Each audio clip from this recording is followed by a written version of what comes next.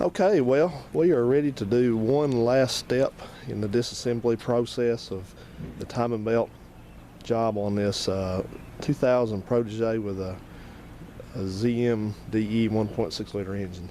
And what we're going to do today is we're going to go ahead and pull the cam cap off to replace. This is kind of an easy way to replace the cam seals instead of having to try to pry them out. This is your cam cap. This is a end piece here. It's held on by 4 10mm bolts, and this serves, the cam cap is basically, this is a bearing and a seal surface. It's a bearing journal, which is just, it's all one piece, so the cam, it kind of holds the cam down, in other words. So you got several of those across here. It's not the only one, but, as you can see here on the end, I expressed some concern about this job here, all this sealer on here. And I had to do some digging to understand. I figured that there was probably going to be you needed some sealer in here because this is a oil pressure area. Oil pressure is fed to these cam journals, and you got a seal here. So I finally found the exact instructions on how you seal this up whenever you pull this off and replace it.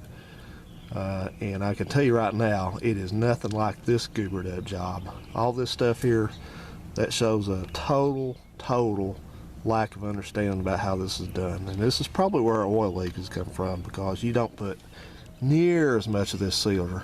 And this even looks like there's sealer around the top of the cam seal itself, this black here. That's totally wrong, totally wrong. You know, guys, you don't work on stuff like this. This is a precise fit here. And it really is. You're talking about a camshaft journal. And you don't just gobber on sealer or blue glue like you're working on your granddad's tractor out here. So when you go ahead and pull this thing off and clean it, I'll pull it off and then I'll do a short clip of what it looks like with it taken off. And once you get that cap pulled off, these seals, you just pull these right off here. And you will have to drive the seals back in once you replace this cap back on here. So I'm going to show you that, and then after that clip, that's going to be the end of the first part of this series before it gets too long. So after that, we'll start the other segment, which will be putting that back together and replacing the water pump, and also probably doing a crank seal. Now, let me tell you this: if you have one of these and you take your timing belt apart and it's totally dry in here and there's no evidence of leakage, and you don't see any oil, and you feel like these seals are doing their job, and you don't want to worry about it, you don't have to. You know, if it's dry in there, just let it ride. You don't have to pull this off. You're only doing this, let me be clear about this, you're only doing this in case, in the event that you run into some crap like this that somebody's done, or you want to just go ahead and replace those seals. So, alright, let me get on with that and pick back up in a minute. Okay, then I finally got this thing off here. I had to carefully tap it and end up prying on in here just a little bit on the seal to pop it up, and it came out. So this is what it is here. So this had to be totally cleaned up. This is your cam journal here. It rides right in the head. You can see there, that one rides right there in the head. So the only sealers that you're going to put on this thing, you put a very light bead sealer, I think in 4 places, like right here, right here, right here, I think. So, but I'm going to provide you the diagram and a specific instruction. We're not going to guess at any of that, and we're not going to do this kind of thing again. This is terrible. This is the worst hack job mechanic work I've ever seen recently. I've seen worse, but not recently. And then you can just kind of lift your seals on out. They'll slide on out, just like that. And let me also reiterate that there's a reason a seal is called a seal. It's because it does the job of sealing oil off in water. So there's usually not ever a reason to gobber any kind of sealer on a seal. Okay, that doesn't make any sense. So don't do that. Don't do anything like this. I'm going to show you the right way to do this. Don't ever do something like this. It's terrible. It's embarrassing. It's an embarrassment. If the Mazda engineers that designed this engine saw this, they'd roll over in their grave if they're dead. See ya. Okay then, well, it's a beautiful day today, so we're going to get back on this project we've been doing with this little Mazda. We're doing a timing belt and water pump and oil seal replacement on it. Just to recap, in the last video of the disassembly, had a real bad oil leak, so it necessitated taking the front of this engine apart to get to that and find out what was going on. As it turned out, somebody had been in here before trying to seal things up here and around the cam seals, and they didn't do something right, but that's going to be another video. What we got to do now is we're going to go ahead and change out the water pump. This is the water pump right here, and it just mounts to the front of the engine, and I've got the new one right here, replacement. It looks to me like there's just 4 bolts on this. One here, one here, one here, one here, and that jobs is what I can see down there.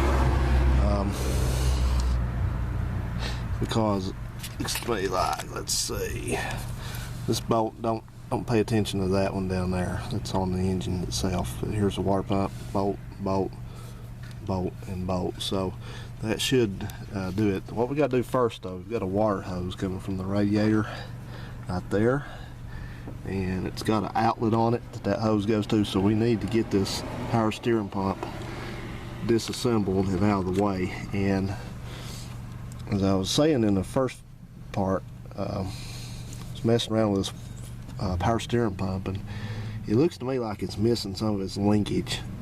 So they probably had it off already and lost part of it. But it's got, on the front up here, it's supposed to have an adjuster mounts to it down there. So your car probably will have that. So you'll need to take that apart.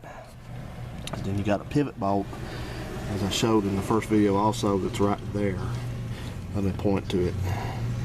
It's right there. So what we're going to do, you can rotate the pulley around. The pulley's got cutouts in it, so we're just going to rotate the pulley around, and it's probably a 14, and we're just going to pull that bolt all the way out, and then we should be able to, with any good luck, should be able to at least just pull this pump straight up and lay it out here out of our way. But we'll see though first.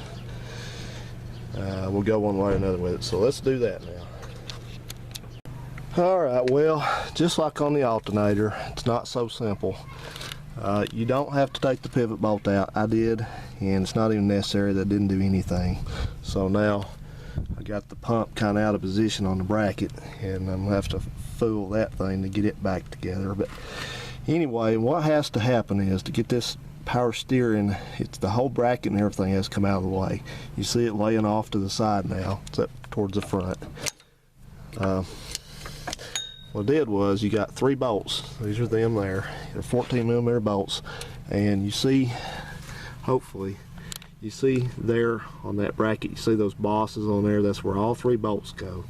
You got 2 up and down right there, and you got the third one, which is out there sort of, and they just bolt into the block. And I got all 3 of them from up here. I just used a ratchet and a deep well 14mm socket, and they're in there pretty tight. So, but you have to do that, because what we're after is, that's the lower radiator hose, and that's the outlet to the water pump right there. That outlet bolts on. It's got 2 bolts on it, and I can see them. But irregardless, we're going to take that all off anyway. You'll see it then. But that's what you're trying to get to. So we got to take that hose off now. So just take your pliers and squeeze that clamp together and run it up some off the pump itself, and just get that hose off there. So let's do that now. These water pump bolts are a 12mm. Just thought I'd let you know that. Man, I tell you, I think I could go a while without doing another one of these water pumps. This is probably the most tedious part of this whole job. And that's just getting this off here. Alright, well, the pump itself, like I told you, has 4 bolts, or 12mm bolts.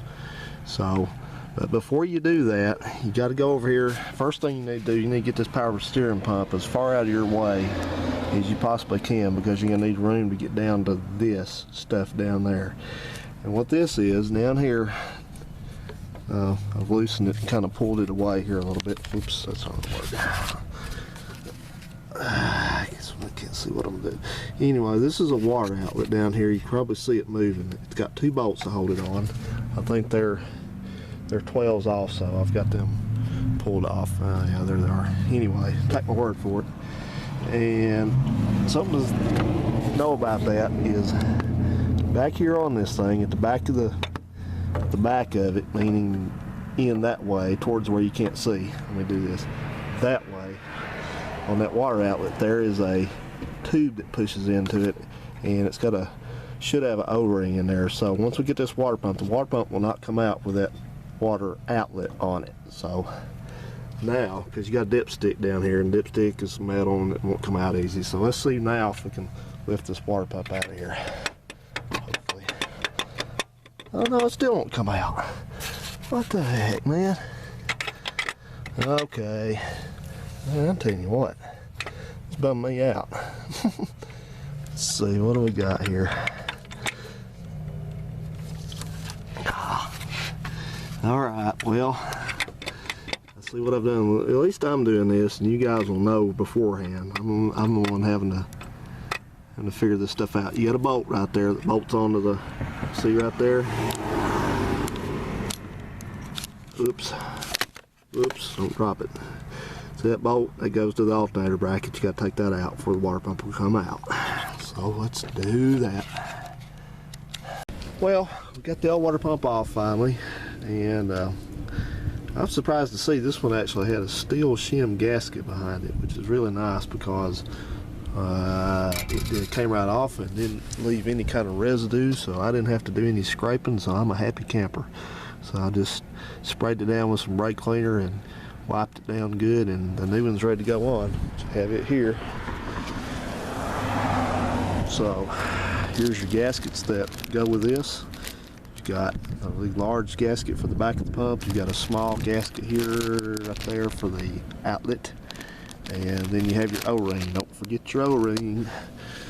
O-ring goes when you get ready to put the outlet on. You can see it there, but where is it? Yeah, there you go. The end of the pipe right down in there. You see that? That's where it goes. Slip that O-ring on there.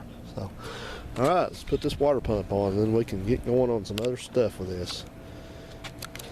The gasket goes on like this. Just take a couple of your bolts at the top and stick them through there to hold the gasket in place while you bolt the water pump down. Alright, well, this water pump's on, and let me tell you, it's a booger.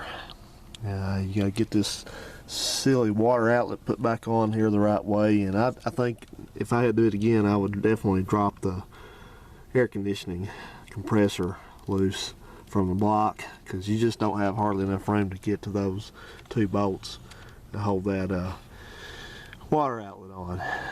Trying to get it on its rubber O-ring, it's just a real pain. I don't want to have to do another one of these anytime soon. So anyway, that's an overview of how you do the water pump on one of these. So if you got any questions, feel free to ask. See ya. Okay, this is a crank seal, so I'm going to show you why it's always important to replace these if you haven't had them replaced in a while. This is probably the original, and you can maybe see on here or not, but anyway, the rubber is actually so hard on this thing. Let me get it down here. The camera won't focus for nothing. You can see there.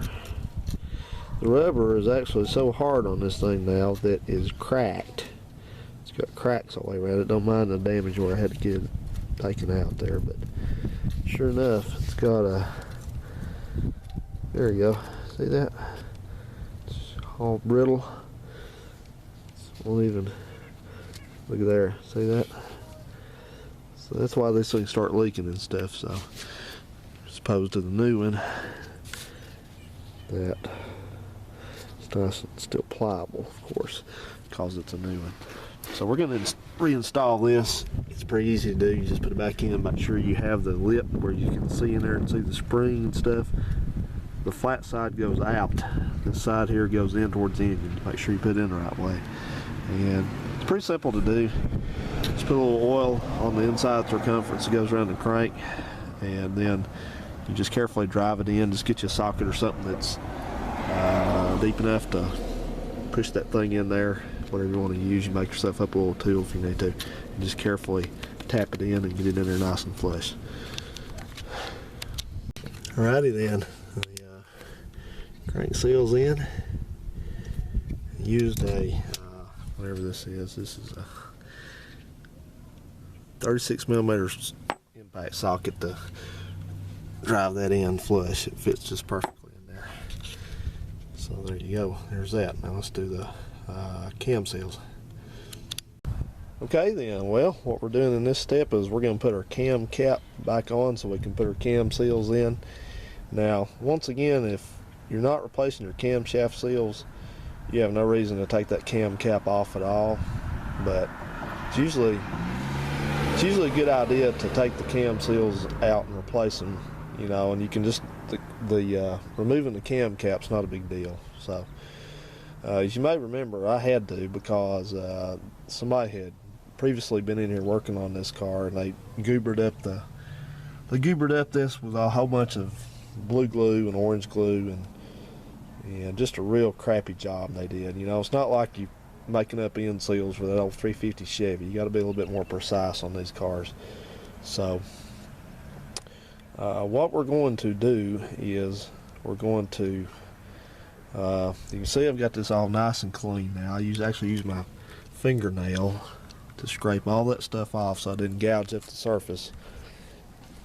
Same over here. Got these nice and clean. So your cam journals ride directly in that, so you want to be careful with that.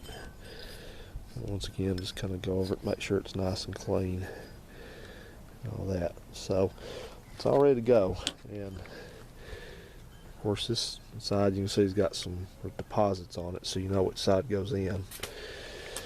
But what we have to do is we have to do some we have to put some seal in here in a specific pattern, and I'll show you the diagram, the Mazda diagram that shows you where to put it. I'll insert this after this clip, and then I'll come back and show you what it looks like in person, and then we're going to throw that cap on and torque it down. So what I'm going to use is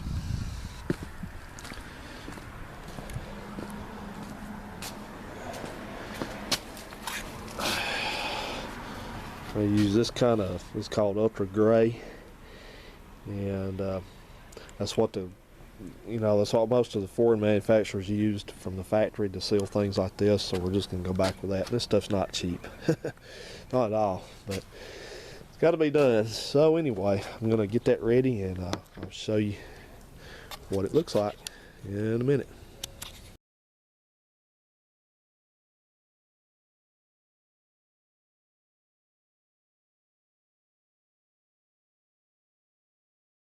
Alright, this is what you should have when you get done with that operation. There. There. And there. Alright, you're ready to drop your cap on. I put a little bit of assembly lube. You don't have to use that. You can use a little bit of oil. Put it on the cam journal so they don't run dry for a little bit. And put it on. Torque spec on these caps is 10 foot-pounds. So about like that. Like click that. Click that. Click there. Click. Click. Click. Click. Alright, we're putting these cam seals in, and lubricated the inside of them. It rides on the cam just with a little bit of my assembly lube or oil. And I like to put just a little thin, I'm talking about very thin little, with my finger, a skim coat of seal around the outside of these things, because it just seems like it helps to prevent a little bit of leakage potential. And then you're just going to kind of try to push these in evenly as possible with your fingers, and they go in pretty easy. So what I do then is I just take, this time I'm using a 1 1/2 inch socket, And what I did is I just put it over it and just kind of carefully tapped on it with a hammer, and you'll know when they're flush. You know, you don't have to beat the hell out of them. Just tap them in until they look like they're getting flush all the way around. You're done.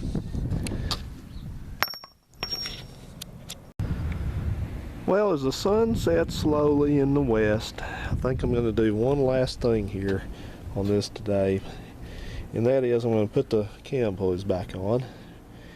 And this course go right there. You saw in the first clip, first installment of this job. Just took them off.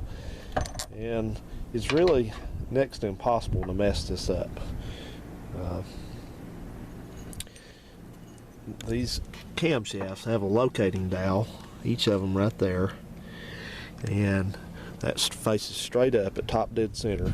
Then over here I wrote there's a mark here, TDC, and then that's the exhaust. The exhaust goes straight up. When this cam is at, you know, they only really will go on one way. Well, look at that. Jeez. Anyway, I know that the cams, you know, I just know that. You can look at that diagram I showed you, and you know that the E is going to face straight up at top dead center when that dowel pans up, and the I on this one at the intake back here is going to face straight up also. So that's how you put them on. And then when you get them put on, you got their little mark, which I marked mine. I'm on camera. Dumb old camera. Anyway, always wants to focus on everything but what you want to show. There you go, finally. You got the TDC mark right there. And you know, I showed you on here, I think there's another mark around in here somewhere. There might be more than one. Yeah, there's one down here. It's at about 7 o'clock. But just take this to the bank. This is what you need to know forever and ever and ever doing Mazda 4-cylinder timing belts. Is at top dead center, your E mark and your I mark are going to face straight up 12 o'clock. So when they face straight up, you're going to use the 9 o'clock mark for TDC. That's the ones that face each other. We're going to go through all that again. So I'm going to go ahead and put these on, and I've got my Redneck cam holding device here, which is 2 adjustable wrenches C-clamped together, and that's not my original idea. I stole that from many other people. But anyway, what you want to do is you'll torque these things down, and they probably go to about 30 foot-pounds of torque. And I'm going to use a little bit of Loctite on the bolts and just put them on. And remember, exhaust at the front, intake at the back. I'm going to say this several times so we don't confuse it. Exhaust at the front, intake at the back. Exhaust at the front, intake at the back. Exhaust at the front, intake at the back. So that means when you put these pulleys on, exhaust goes to the front, I for intake goes to the rear. Okay, so that's how you do that. And then tomorrow we'll be ready to start putting our timing belt back on, since we got all our seals put in, everything torqued down. And when you're torquing these bolts down on these cam pulleys, number one, don't do it with the belt on, and number two, just, you know, use a technique where you're trying to keep this assembly here from going crazy and taking off on you somewhere and getting out of hand, because you could mess your head up or something if this thing was to slip. So just kind of hold this with one hand and do some torquing over here with your free hand. With your left hand, just pull it towards you. Just be kind of easy on it. So I got to clean these pulleys up. I forgot there was all that gunk on the back. Golly bum. See, this is what this is supposed to look like when you're. Did you hear that Volvo go by? That was a 940 or something like that. Whoops. Not gonna focus. Oh well. There it goes. Anyway, it went by on 3 cylinders. I hear stuff like that all the time go by here. Guy owns that BMW down there, that nice BMW 3 Series. He's been driving it SOB for a year on 5 cylinders. What the hell's wrong with people? And there, you know, and I'll just say it, there's people that are not aware enough, they don't even realize it. They think, well, it's running a little rougher than it used to. Maybe it needs a motor mount. Maybe I got some bad gas or something. No, wake up.